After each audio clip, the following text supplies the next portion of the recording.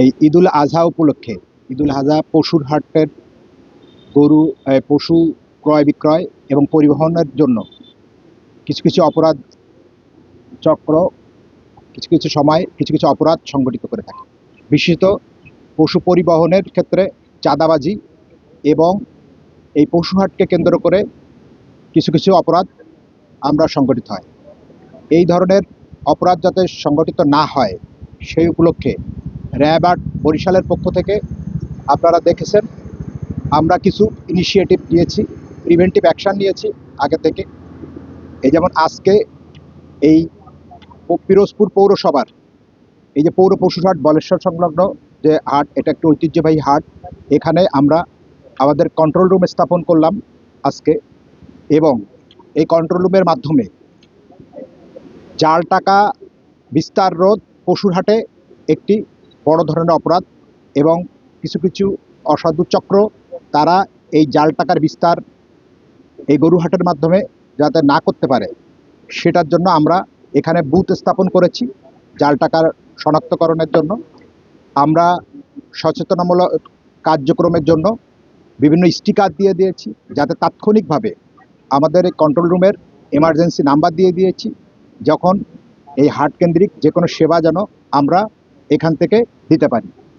এর পাশাপাশি আপনারা দেখেছেন আমরা এই পিরোজপুরকে যাতে এই ঈদ উপলক্ষে অন্য কোনো ধরনের অপরাধ সংগঠিত না হয় তার জন্য আমাদের র্যাবের ৩ স্তরের কার্যক্রম অব্যাহত আছে। প্রথমত হচ্ছে আমাদের গোয়েন্দা কার্যক্রম সার্বক্ষণিকভাবে এই জেলাকে নিরাপদ রাখার ক্ষেত্রে গোয়েন্দা কার্যক্রমের পাশাপাশি টহল কার্যক্রম এবং আভিযানিক কার্যক্রম অব্যাহত রয়েছে।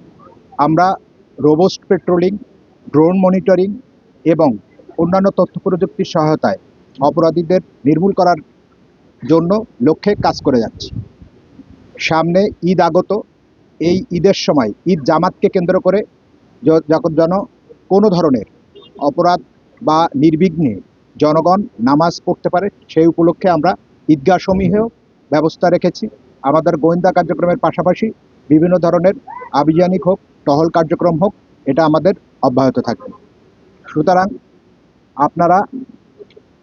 আপনাদের কাছে এই কার্যক্রম যাতে অব্যাহত থাকে সেটার ব্যাপারেও আমরা জনগণের সহযোগিতা চাই, এবং আমাদের কন্ট্রোল রুমের নাম্বার চালু করে দিয়েছি।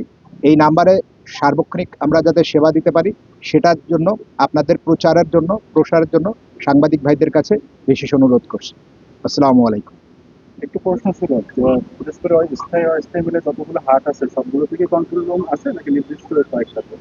না, আমরা এর বাইরে আপনারা কি কি উদ্যোগ নিয়েছেন জাল টাকা শনাক্তকরণ সহ, যেহেতু এখানে একটা কিন্তু আমাদের মাঝখানেই বলেছি, দেখেছেন যে আমরা ৩ স্তরের ব্যবস্থা নিয়েছি। আমাদের সকল হাটেই গোয়েন্দা কার্যক্রম কিন্তু অব্যাহত আছে। সব জায়গায় আমরা কন্ট্রোল রুম দিতে পারি নাই। যেখানে যেখানে গুরুত্বপূর্ণ হাট, যেটাতে অনেক বড় পরিসরে বিস্তার আছে, সেইগুলোতে আমরা কন্ট্রোল রুমের পাশাপাশি আমরা ড্রোন মনিটরিং সহ এবং গোয়েন্দা পোশাকে আমাদের কার্যক্রম, আর যেখানে যেখানে আমাদের টহল কার্যক্রম এবং আভিযানিক কার্যক্রম লাগবে আমরা সকল ব্যবস্থা নিব। এবং ছিনতাইয়ের কথা বলেছেন, ছিনতাইকারীদের ধরতে যে ধরনের কার্যক্রম আমাদের অভিযান পরিচালনা করা লাগে আমরা সেটাই সেখানে গ্রহণ করব।